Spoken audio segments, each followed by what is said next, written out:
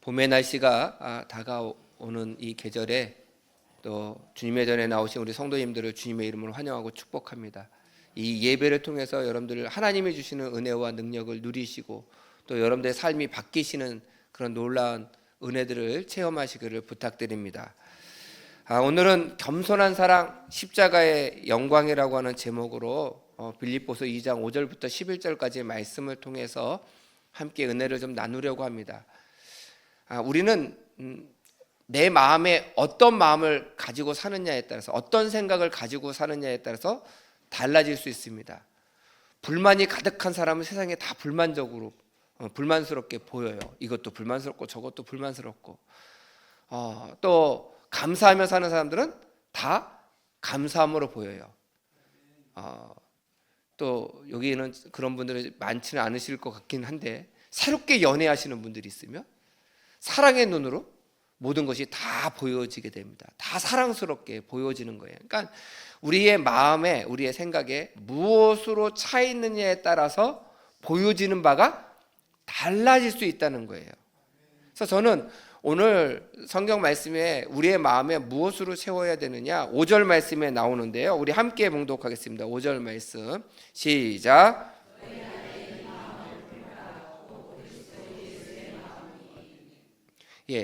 마음을 품으래요. 근데 누구의 마음을 품으라고요? 예수 그리스도의 마음을 우리에게 품으면 세상이 달라 보인다는 거예요. 그 말씀을 빌립보서 2장 이제 6절부터 11절까지 쭉 말씀하고 있는데, 그럼 예수님의 마음을 우리가 담으려고 하는데, 그럼 예수님의 마음은 어떤 마음이냐? 그 마음이 어떤 마음이냐? 그 첫 번째 마음은 자기를 비우는 마음이라는 거예요. 자기를 비우는 거예요. 이 비움은요, 자기를 비운다라고 하는 것은 사랑에서 시작하는 거예요. 사랑에서. 오늘 7절 말씀도 다시 한번 봉독하도록 하겠습니다. 7절 말씀 시작.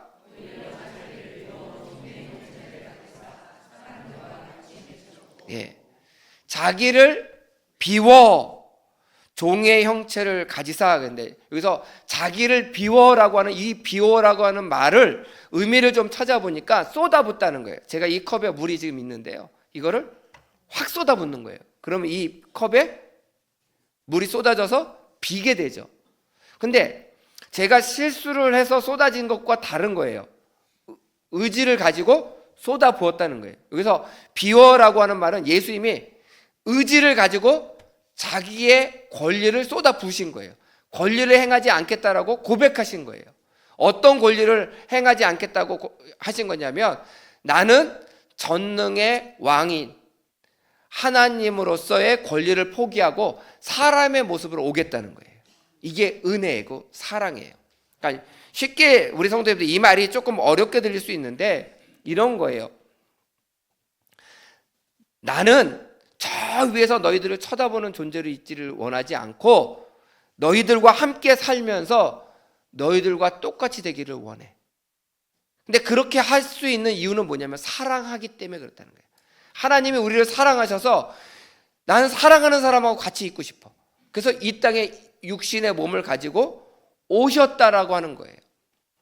단순히 예수님께서 사랑하셔서 이 땅에 오신 것으로 끝나지 않고요, 우리와 똑같이 배고픔도 느끼시고 피곤함도 느끼시고, 그리고 때로는 마음의 슬픈 마음도 느끼시고 분노도 느끼시고, 그 모든 우리가 경험할 수 있는 모든 것들을 똑같이 경험하셨다는 거예요. 근데 이 경험을 왜 하시냐? 너를 더 알고 싶어. 너가 얼마나 힘든 인생을 살고 있는지 나는 너를 더 많이 알아야 내가 너를 더 많이 사랑할 것 같아.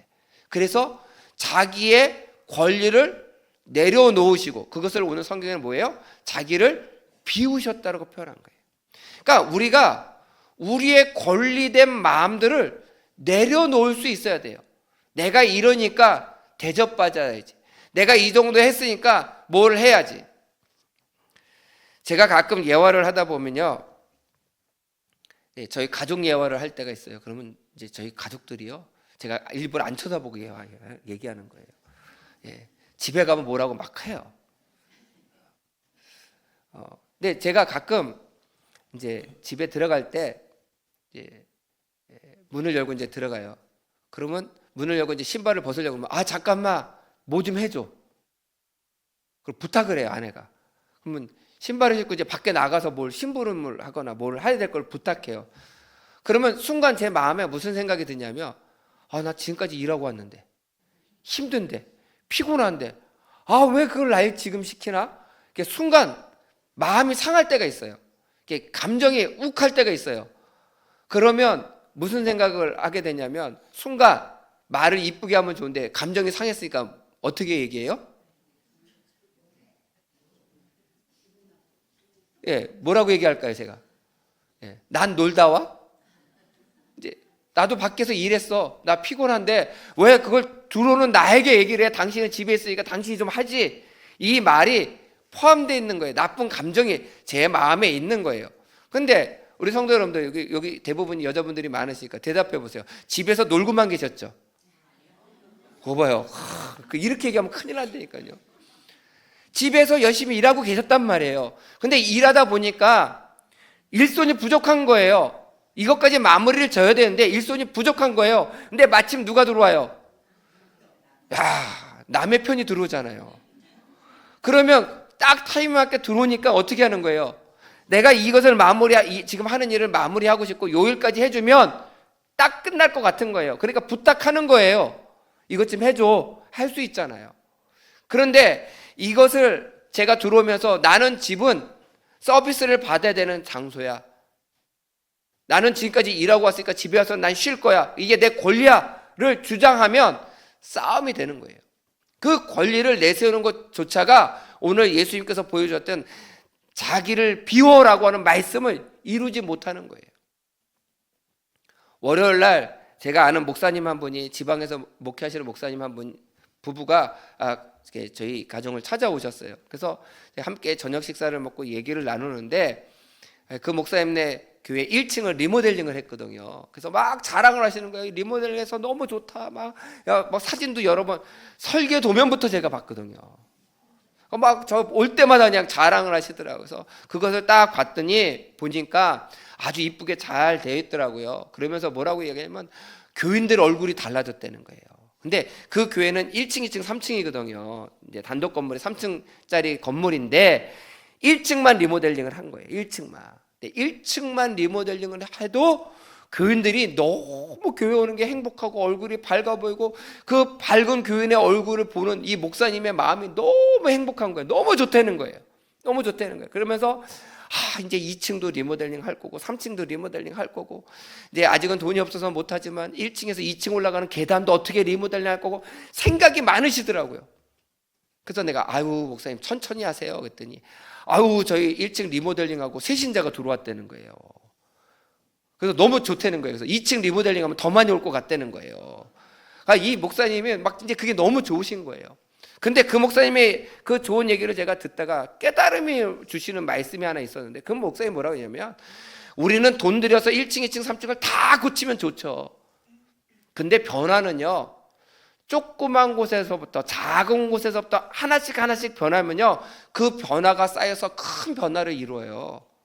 그래서 1층만 고쳐도 감사하고요 계단만 고쳐도 감사하고요 나중에 2층 고쳐지면 더 감사하고요 그러다가 3층까지 다 고쳐지면 정말 큰 은혜로 하나님께 감사할 수 있을 것 같아요. 그래서 작은 변화가 모이면 큰 변화가 이루어질 거다라고 얘기하는 그 목사님의 말씀이 저에게 가슴에 딱 와닿았어요.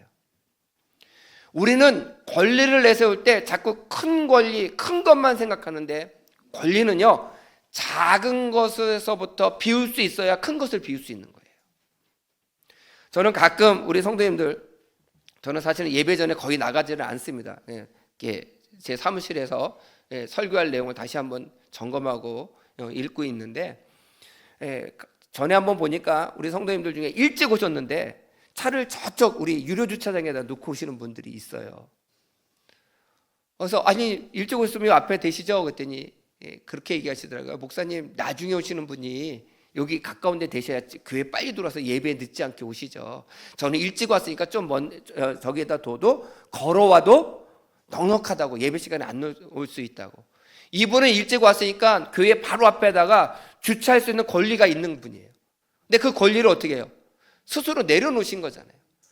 우리가 권리를 내려놓는다라고 하는 게 큰 것을 내려놓는 게 아니라 우리의 삶 가운데 자그마한 것 하나씩 하나씩 내려놔 보세요. 그러면 그 내려놓음을 통하여 우리의 사랑이 드러나는 거예요.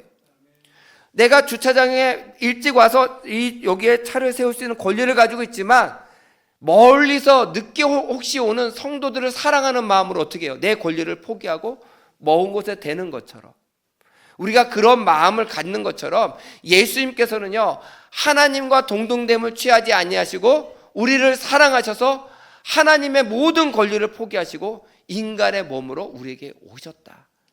이렇게 비움을 가지실 수 있는 것은 하나님께서 우리를 사랑하셔서다. 사랑하셔서. 그래서 우리가 예수님의 마음을 담자라고 하는 그 말씀 안에는 우리의 마음을, 우리의 권리를 비울 수 있는, 내려놓을 수 있는, 쏟아부을 수 있는 그런 성도가 되시기를 부탁을 드립니다. 두 번째는 복종할 수 있는 자가 되셔요. 우리가 마음을 비웠으면요, 그 비인 마음에 채워야 돼요. 우리가 이걸 아셔야 돼요. 채워야 돼요. 뭘로 채워야 돼요? 말씀으로 채워야 돼요. 우리가 불교나 다른 종교에서 명상이라고 하는 걸 해요. 뭐 참선이라고 하는 것도 합니다. 근데 이런 것들은 다 마음을 비우는 일을 하는 거예요. 근데 기독교는요, 묵상이라고 하는 것을 똑같이 하지만 마음을 비워요. 비우는 이유가 뭐냐면 말씀과 하나님의 뜻으로 채우려고 비우는 거예요. 채워야 돼요. 채우지 않으면 우리가 성경 말씀에도 나오지만 귀신을 예수님께서 쫓아내 주셨어요.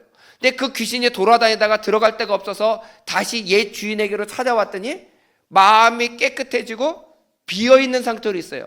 그래서 자기만 들어간 것이 아니라 자기 친구들, 귀신들까지 같이 끌고 들어가서 성경은 뭐라고 이야기하냐면 전에보다 더 못하여졌다.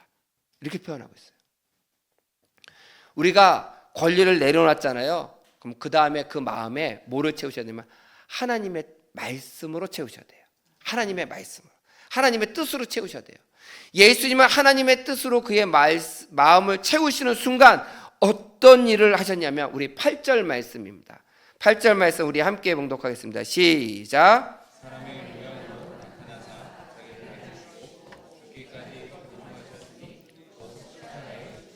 아멘. 자기를 낮추셨대요. 낮추셨어요. 그 다음에 죽기까지 어떻게 해요? 복종하셨대요. 우리 성도 여러분들, 저도 목회를 하고 성경을 읽고 설교를 하지만 복종이라고 하는 단어가 듣고 싶으세요? 순종이라고 하는 단어가 듣고 싶으세요? 순종, 그렇죠? 저도 설교할 때 복종이라고 하는 설교보다는 순종하세요라고 하는 설교가 훨씬 더 쉬워요. 근데 오늘 성경은요, 예수님이 순종하셨다라고 말씀하지 아니하시고 복종하셨다라고 말씀하고 있어요. 복종. 순종은 내가 의지를 가지고 그 뜻에 내 의지를 꺾는 것을 의미해요. 그러니까 내 의지도 있고 하나님의 말씀도 있어요. 근데 하나님의 말씀은 내 의지를 꺾는 거예요. 그게 순종이에요. 근데 복종은 내 의지가 없어요. 오직 하나님의 말씀만 있는 거예요. 그냥 그대로 행하는 거예요. 예수님께서 기도하세요. 하나님, 내 의지가 있어요. 저는 십자가를 지지 않았으면 좋겠어요. 겟세마네 동산에서 마지막으로 기도하실 때. 그런데 뭐라고 얘기해요? 내 의지 꺾고 아버지의 뜻대로 행하세요. 그래서 우리는 그건 순종이라고 해요. 근데 예수님께서 오늘 성경에는 뭐라고 이야기하냐면 자기를 낮추사 죽기까지 복종하셨어요. 근데 흉내만 낸 게 아니라 죽는 것처럼 복종하신 게 아니고 죽기까지 복종하시고 그 다음에 나온 말씀이 충격적이에요. 뭐라고 되면 십자가에 죽으셨대요. 그럼 진짜 예수님은 죽음으로 복종하신 거죠. 하나님의 뜻으로 우리의 마음에 가득 차면요, 우리가 죽기까지 복종할 수 있는 성도가 될 수 있습니다. 근데 아멘이 쉽게 안 나오잖아요. 그래도 살아야 되잖아요. 나는 죽고 싶지는 않잖아요. 그런데 우리 이 말씀을 하셔야 돼요. 하나님의 말씀이 내 마음에 가득 찬 자는 죽기까지 복종할 수 있는 자야 돼요. 예수님만 그러셨던 것이 아니라 스데반이 그런 사람이었어요.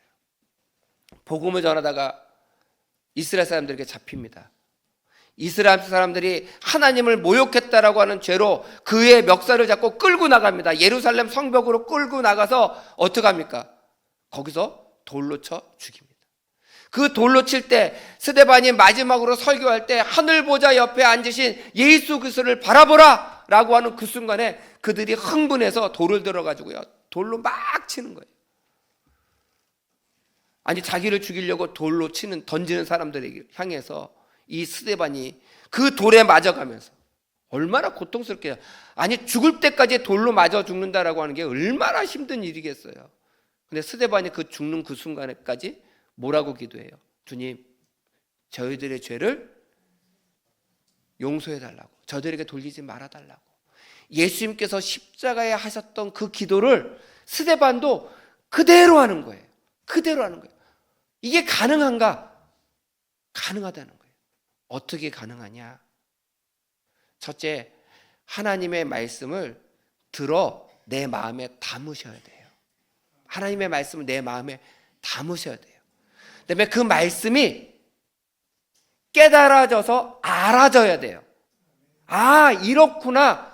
이것이 정말 하나님의 말씀이구나. 알아져야 돼요. 그 다음에 단순히 아는 것으로 끝나지 않고요, 체험돼야 돼요. 경험돼야 돼요. 예수님께서 십자가에 달려 돌아가셨어요. 성경이 그렇게 이야기하니까, 많은 기독교인들이 이야기하니까 나 알아. 근데 그걸로 끝나는 게 아니라 그 부활하신 예수님을 내가 만나는 은혜가 있어야 돼요. 그것이 체험이 되면 어떤 것을 경험하게 되냐? 하나님 우편에 앉아 계신 예수님을 바라보게 되는 거예요. 그러면 그때서야 죽기까지 복종할 수 있는 믿음을 갖게 되는 거예요. 하나님의 뜻이 내 안에 있으면 죽기까지 복종할 수 있고요, 죽기까지 복종하면 하나님의 뜻이 이루어지는 거예요. 아주 오래전에 믿음이 아주 좋은 권사님이 계셨는데요, 그 권사님이 저에게 신앙 상담을 하신 적이 있어요. 그분이 뭐라고 이야기하냐면, 그 권사님이 다니시는 교회가 두 갈래로 나눠졌어요. 교회가 두 파로 나눠졌대요. 근데 이 권사님은 그 두 파를 어떻게 화해시킬 수 있을까 막 노력을 하는데 안 되는 거예요. 근데 아시겠지만 중재하는 사람은요, 양쪽에서 욕을 먹어요. 두 배로 욕을 먹어요. 한쪽에 있으면 한쪽에서는 욕을 안 하잖아요, 우리 편이니까. 근데 중재를 하니까 양쪽에서 막 정말 비난을 하는데 그 교회 안에서의 그 비난을 견디기가 어려운 거예요. 근데 이 권사님을 잘 아는 분들이 몇 분이 와서 그 권사님에게 찾아와서, 아이 권사님, 그렇게 욕을 먹을 이유가 뭐가 있습니까? 권사님, 하고 싶은 얘기 다 하세요. 권사님이 정말 믿음이 좋은 것도 알고 다 아는데 이 상황은 권사님이 참으면 너무 말이 안 되는 상황이에요. 그러니까 권사님의 말씀을 시작하면 우리도 권사님을 도울게요. 그래서 제3의 그룹이 생긴 거예요. 어떻게 했으면 좋겠냐고. 그래서 제가 그 얘기를 듣고 그 권사님에게 그런 말씀을 드렸어요. 하나님께서 무엇을 원하실까요? 권사님, 기도해 보세요. 그랬으면 좋겠어요. 하나님께서 원하시는 것이 무엇인지, 그리고 권사님이 어떻게 하는 것이 하나님의 몸된 교회를 살리는 일인지 기도해 보시고 응답받는 대로 하세요. 그랬더니 그 권사님 몇 주 있다가 우연찮게 만날 수 있는 기회가 있어서 다시 한번 물어봤어요. 어떻게 됐냐고. 그랬더니 그 권사님이 그런 말씀을 하시더라고요. 제가 그 말씀이 되게 은혜가 됐었는데, 내가 여기서 살고 싶어서 입을 열면 교회가 망합니다. 내가 입을 닫고 기도하면 교회를 살려주시겠다고 약속하셨어요. 그래서 입을 닫고 욕을 먹더라도 기도하기로 결심했습니다. 나를 지지해주는 사람들을 한테 가서 설득해서 우리 입 다물고 기도하자. 죽으면 죽으리라 하는 마음으로 기도합시다. 하나님의 교회를 살려달라고 기도합시다. 그렇게 설득하시겠다. 본인의 자존심이고 뭐고 다 내려놓으신 거예요. 하나님의 뜻에 복종하신 거예요. 기도하면서 이 교회는 이 사람의 이쪽 그룹의 교회도 아니고 저쪽 그룹의 교회도 아니고 하나님의 교회이기 때문에 하나님께서 살려주셔야 됩니다. 기도하겠다. 그 복종의 모습이 저에게는 굉장히 은혜로운 모습으로 보여졌어요. 그 교회는 어떻게 됐을까요? 하나님께서 그 교회를 다시 세워주셨어요. 놀라운 은혜로, 하나님의 방법으로, 기가 막힌 방법으로. 바로 이런 모습들이 죽기까지 복종하는 모습입니다. 때로는 억울한 일을 당할 때도 있어요. 말도 안 되는 거 가지고 나를 괴롭게 만들고 오해를 사고 다른 사람들이 쑥덕거리는 소리가 들릴 때도 있습니다. 그럴 때 오늘의 말씀을 생각하세요. 예수님의 마음을 내 마음에 담아야지. 예수님이 하나님의 뜻에 죽기까지 복종하신, 십자가에 돌아가심으로까지 복종하셨는데 나도 하나님의 뜻에 복종하겠습니다. 그런 마음을 가지시고 우리가 살아갈 때 하나님께서 여러분들 삶 가운데 놀라운 은혜를 채워주시고 또 죽기까지 복종하시는 모습을 통하여 예수님을 닮아가는 성도가 될 줄 믿습니다. 그런 은혜가 있으시기를 간절히 축원드립니다. 마지막으로 우리가 이런 마음을 비우고 하나님의 뜻을 알며 죽기까지 복종하는 모습을 가질 때에 하나님께서는 그런 사람들을 들어서 영광 받도록 만들어 주신다는 거예요. 그래서 저는 마지막으로 영광 받으실 예수님을 우리의 입술로 고백하는 성도가 되시기를 부탁드립니다. 우리는 영광은 원하지만 십자가를 자꾸 피해요. 십자가의 자리를 피할 때가 있어요. 그러나 그 십자가의 자리는요, 결국은 영광의 자리예요. 처음에는 내 자신을 비워야 되고요. 그리고 정말 죽기까지 복종해야 되는 자리이기도 하지만 십자가의 자리는 결국 하나님께 영광 돌리는 자리예요. 우리 11절 말씀 우리 다 함께 봉독하겠습니다. 11절 말씀 시작.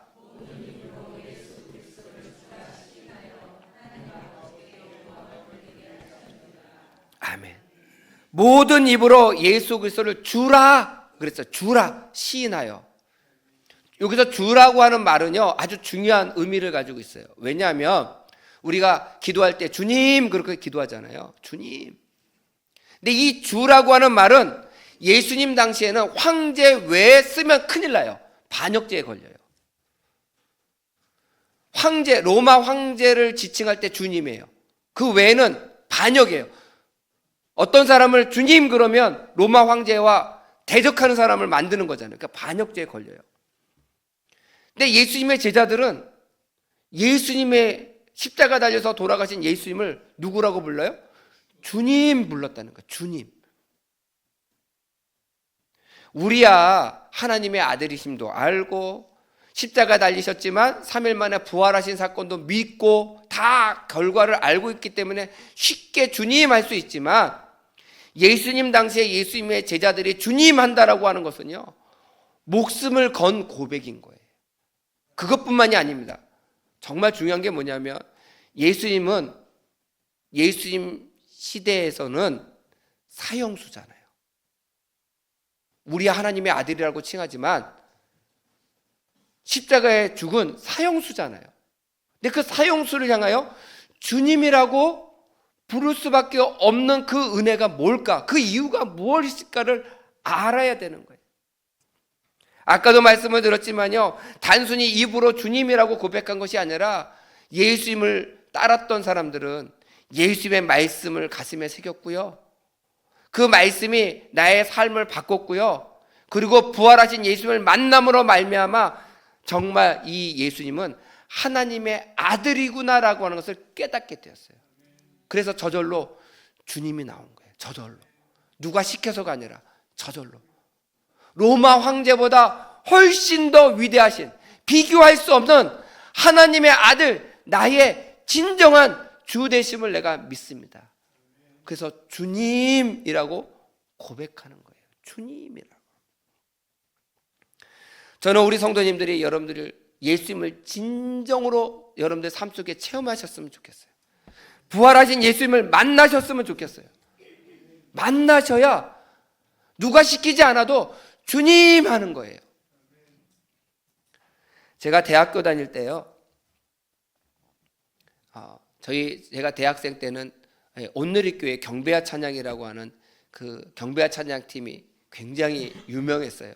그때 목요일마다 정말 저녁에 그 온누리교회로 수많은 청년들이 가가지고 찬양 예배를 얼마나 열심히 드렸는지 몰라요.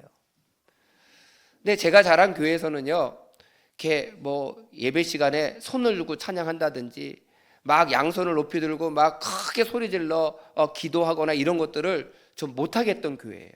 성경 공부는 굉장히 열심히 했는데요, 막 소리 질러서 방언기도 하거나 아니면 막 찬양할 때 두 손을 높이 들거나 박수 치면서 찬양하거나 이런 것들을 잘 하지 못하게 하는, 좀 그런 거를 못하게 자제시키는 그런 교회에서 제가 자랐어요.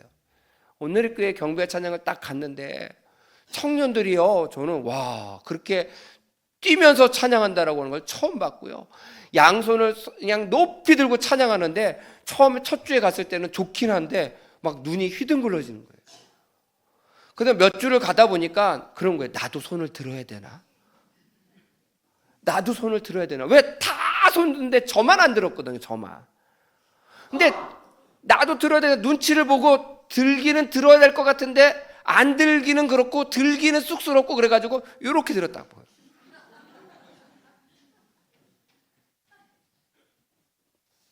근데 예수 우리 왕이여라고 하는 찬양을 그때 불렀어요. 예수 우리 왕이여, 이곳에 오셔서. 근데 이곳에 오셔서라고 하는 그 찬양의 가사를 부르는데 그 이곳이 내 마음인 거예요. 그 예수님 그 찬양을 부르는데 이곳에 오셔서의 내 마음에 예수님이 내 마음 안에 딱 들어왔다라고 하는 게 느껴지는 거예요. 감당할 수 없는 그 은혜, 찬양 속에서 주시는 그 감당할 수 없는, 제가 그때 성령 체험을 처음 한 거죠. 예수님은 정말 인격적으로 처음 찬양하는 가운데 이곳에 오셔서라고 하는 그 가사를 부르는 순간 제 마음에 딱 우심을 느꼈어요. 그리고 정말 시간이 어떻게 가는지 모르게 기도하고 찬양하는데 나중에 눈 뜨고 보니까 제가 양손을 얼마나 높이 들고 있는지 깜짝 놀란 거예요. 나도 모르게 하나님을 주로 고백하고 내 마음에 오신 주님을 영접하고 두 손을 높이 들면서 찬양하고 있다는 거예요. 연습에 의해서 된 게 아니라, 내가 노력에 의해서 된 것이 아니라 하나님의 은혜를 체험하니까 양손이 높이 들게 되고 자연스럽게 하나님을 찬양하게 되고 경배하게 되고 그 가사 하나하나가 살아 움직이는데 어떻게 그 은혜가 되는지. 우리가 주여도요, 남들이 하니까, 통성으로 기도할 때 남들이 주여 하니까 이거 언제 주여를 해야 되나, 언제 아멘을 해야 되나 고민하지 마시고요, 하나님 은혜 받게 해주세요. 하나님을 만나게 해주세요. 인격적으로 하나님을 체험하게 해주세요. 그러면요, 하지 말래도 주여가 되고요, 하지 말래도 아멘이 되고요, 하지 말래도 양손 높이 들게 되고요, 아멘 크게 하실 때까지 계속 할 거예요. 제가 그게 된다라고 하는 거예요. 높이 들게 된다는 거예요. 내가 주님을 찬양하게 되고 내가 주님을 경험하게 되면 내 삶의 모든 기준이 바뀌어요. 어떻게 바뀌냐? 주님을 위해서, 주님의 영광을 위해서 살아갈 수밖에 없다는 거예요. 제가 제일 좋아하는 말씀이기도 하죠. 골로새서 3장 17절 말씀, 우리 함께 봉독하겠습니다. 시작. 또 무엇을 하든지 말에나 이래나 다 주 예수의 이름으로 하고 그를 힘입어 하나님 아버지께 감사하라. 아멘. 제가 제일 좋아하는 말씀. 내가 무엇을 하든지 말에나 이래나 다 주 예수의 이름으로 하라는 거예요. 주여, 내가 이 일을 할 수 없는데 주님께서 함께 하시면 이 일을 할 수 있습니다. 그리고 그를 힘입어, 예수님을 힘입어 일을 한 다음에 하나님, 이거 하나님 때문에 한 거예요. 하나님 감사합니다. 하나님께 영광 돌리는 거예요. 내가 영광 차지하지 말고. 하나님을 체험한 사람은 그렇게 된다는 거예요. 하나님을 경험한 사람은 그렇게 되는 거예요. 하나님께 영광 돌릴 수밖에 없는 삶을 살아갈 수밖에 없어요. 우리 고린도전서 10장 31절 말씀도 함께 봉독하겠습니다. 시작.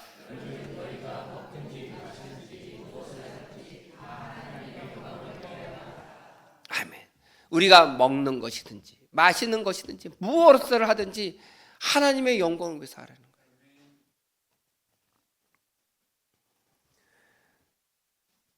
우리가 이 말씀을 잘 들으셔야 돼요. 예수님은요, 세리집으로 먹으러 들어가셨어요. 근데 먹으러 들어가신 것이 아니라 그 세리에게 복음을 전해주려고 소외된 자들의 집을 일부러 찾아가셨어요. 그들의 마음을 위로하시기 위해서. 예수님은 먹는 것도 하나님의 영광을 위해서, 마시는 것도 하나님의 영광을 위해서 했다는 거예요. 저는 우리 성도님, 우리들도 사람을 만나는 일이나 먹는 것이나 마시는 일이나 대화하는 모든 일들이 하나님의 영광을 위해서 살아가셔야 되는 거예요. 많은 분들이 그렇게 이야기하세요. 한국교회 어렵다고. 맞습니다. 한국교회 어려워요.